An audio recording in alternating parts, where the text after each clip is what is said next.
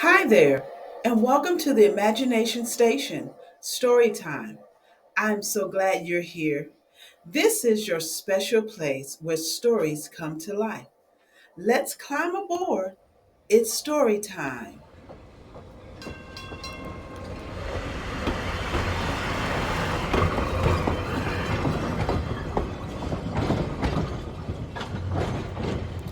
Today's story is about Mae Jemison, a ready to read book.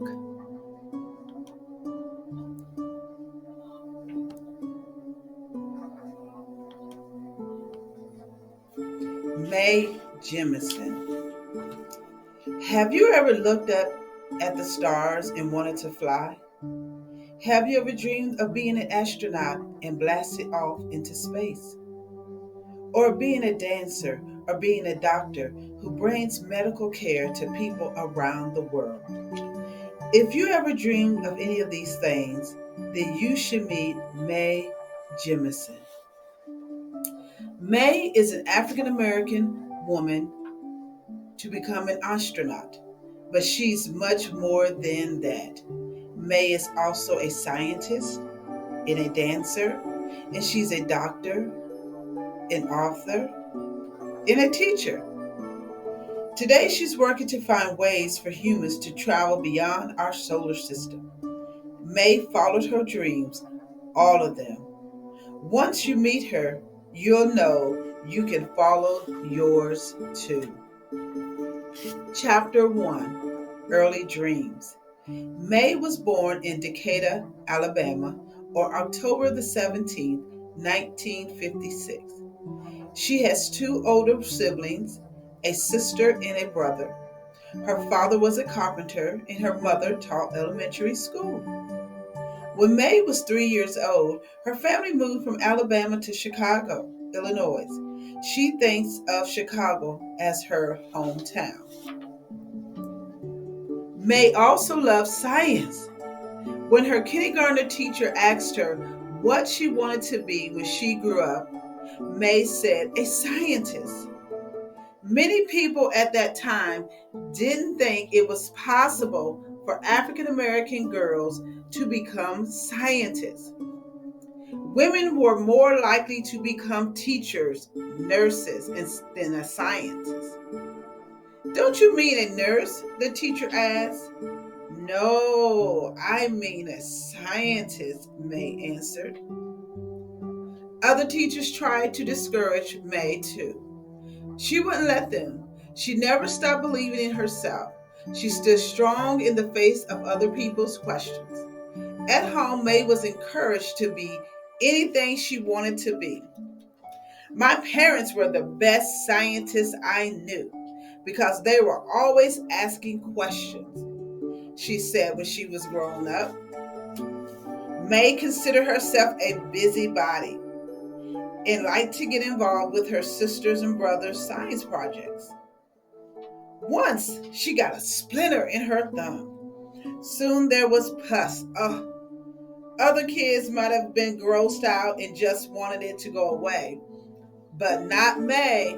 Mae wanted to know exactly what the pus was and where it came from. So she did a scientific study of pus to learn about how it fights infections to help our bodies heal. Mae's family talked about many things around the dinner table, including the civil rights movement. The civil rights movement was a mass popular movement to secure equal access to and opportunities for the best basic privileges and rights of U.S. citizens for African Americans. There were sometimes riots, and one time National Guard soldiers came to Chicago to keep the peace. Mae was scared, but she promised herself that she wouldn't let fear keep her from doing what she wanted in the world. The library was a place where Mae learned about science. She read all kinds of science books, especially ones about the stars. Mae also followed NASA, space programs in the newspaper. She knew all about the astronauts and their missions. Growing up, I always assumed I would go into space, Mae said when she was older. I remember being really irritated that there were no women astronauts. Mae was inspired by the character from the TV show Star Trek. She was played by actress Nichelle Nichols. Eventually, Mae got to meet Nichelle. Mae believes that the best scientists are not only logical but creative too. She took all kinds of dance lessons growing up: ballet, jazz, modern, African, and even Japanese dancing. She wanted to be a professional dancer. She also designed and made clothes for her dolls. She acted in school plays and took art classes. But science was always Mae's first love. She graduated high school at 16 and won a scholarship to Stanford University to study engineering. Chapter 2: Dreams on Earth. At Stanford University in California, Mae majored in chemical engineering. Biochemical engineering was her focus. A biochemical engineer creates things to make medical care better. Mae also majored in African and Afro American history. And just like she had when she was younger, Mae combined art and creativity with science. Mae created dance routines, acted in plays, and was president of the Black Student Union. She also learned to speak Swahili, an African language. In college, Mae decided that she wanted to be a medical doctor. When she graduated from Stanford, she moved to New York City to go to Cornell University Medical College. Mae studied hard, but she also made time for fun. She took dance lessons and she went to the theater with friends. During her summer breaks, Mae traveled to Kenya and Cuba to learn about medical care in other countries, especially for poor people. She also worked in Thailand at a camp for refugees, people who had been driven away from their homes by war. At first, Mae didn't want to be the kind of doctor who sees patients. She wanted to be the kind of doctor who does research. But working in other countries made her interested in bringing medicine to people in poor areas around the world. After she became a doctor, Mae volunteered for the Peace Corps. The Peace Corps is made up of Americans who bring things such as medical care, clean water, and education to people in undeveloped countries. As a doctor for the Peace Corps, Mae went to Sierra Leone and Liberia, two countries in West Africa. After 2.5 years in Africa, Mae returned to California to work as a doctor. It was then that she remembered an early dream, a dream to fly into space. She learned that NASA was accepting applications for astronaut programs, so Mae applied. People who want to be astronauts must have college degrees in science, math, or engineering. They also need to have work experience in their fields and show NASA that they can be leaders. Mae's application stood out. NASA asked her to travel to Johnson Space Center in Houston, Texas, for interviews and physical tests. Mae must have shown them how smart and strong she was because in June 1987, NASA asked her to be an astronaut candidate. Oh, she was one of 15 chosen out of a group of 2,000 people. Mae's early dream was coming true. She was on her way to becoming an astronaut. Chapter 3: Dreams about Space. Mae was chosen by NASA in 1987, but she wasn't an astronaut yet. She was an astronaut candidate. Now, what is that? A candidate is someone who is applying for a particular job. Astronaut candidates have to take classes and work hard to learn new things before they are given the title astronaut. One thing Mae had to learn before she could go into space was what it was like to be weightless. Astronauts call this microgravity. Gravity is the force that keeps humans and everything else from floating off Earth and into space. But in space, you feel only a tiny amount of gravity's pull. Astronauts need to be able to do their jobs while they are weightless. One way they learn how to do this is by flying in a special airplane. The plane makes many people sick to their stomachs. The plane's nickname is the Vomit Comet. Mae also needed to learn how to survive in the wilderness and in the water. That was in the case her spaceship landed in the wrong place and when it came back to Earth. After a year of hard training, Mae was finally named an astronaut. Not all astronauts fly into space.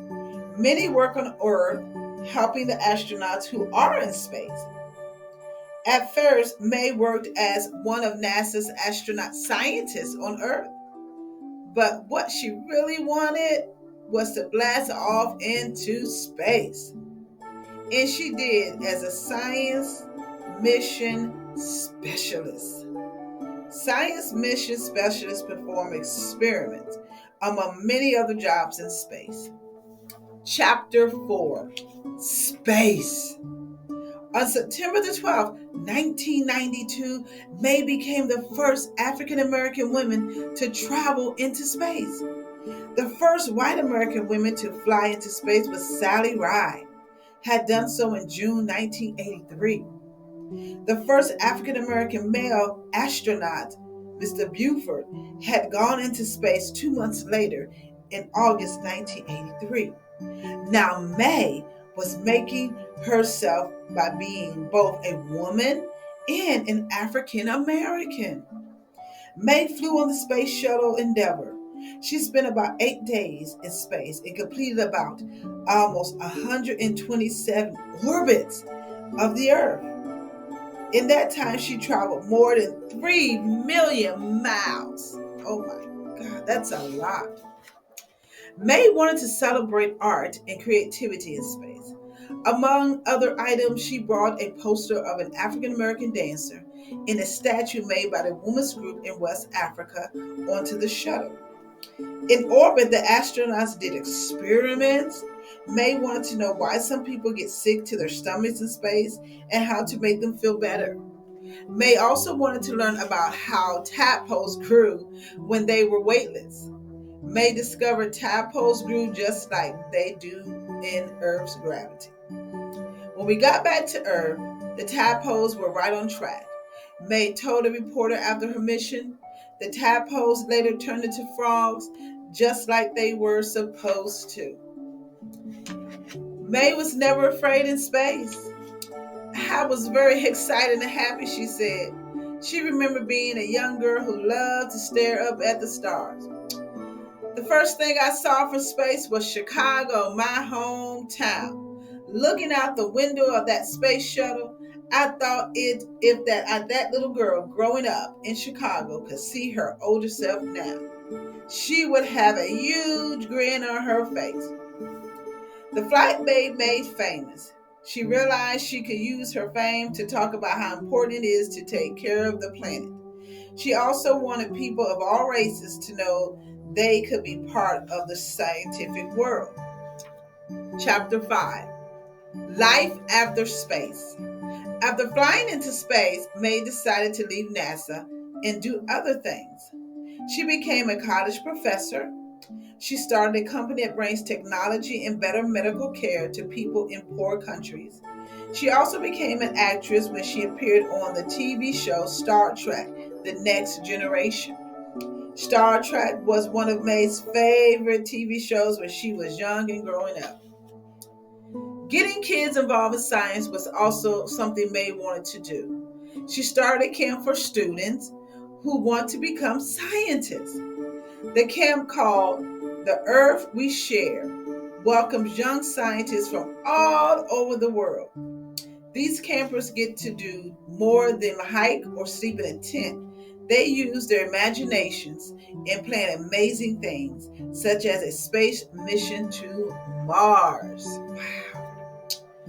Most recently, May started in 100-year Starship project. The project's goal is to find a way to bring humans to another solar system within the next 100 years. A solar system is a group of planets that orbit around a star. When planets orbit around a star, the star is called a sun. Our solar system is very far away from any other solar system. Today, it would take us 70,000 years to travel to another solar system. The 100-year Starship program will have to create everything from new kinds of energy to new kinds of filters that would keep air and water clean. A Starship might need a garden for fresh fruit and vegetables and things to help the astronauts survive on a new planet. Most of all, May wants to make sure that all kinds of people, not just Americans and not just doctors, will have a chance to be involved. May also believed in following her dreams, and she never let people tell her she couldn't. She also refused to become any one thing: a scientist or an artist, a doctor or a dancer. May believed she could do anything, and she did. Now that you've met Mae Jemison, don't you think you can do the same thing? Reach for the stars and more. All right, but wait, there's more. We're going to turn the page to try to do a science experiment similar to the one that May did. So if you get the book, there's a science experiment in the back of the book that Mae Jemison done. All right. Well, what do you think of today's story? We would love to hear from you. Ask your parents to help you leave a comment and share your favorite part of what you imagine during story time. Thanks for climbing aboard the Imagination Station. All aboard for story time today. We love having you join us for this adventure. And don't forget, the Imagination Station never stops. And we've got an exciting journey waiting for you next time.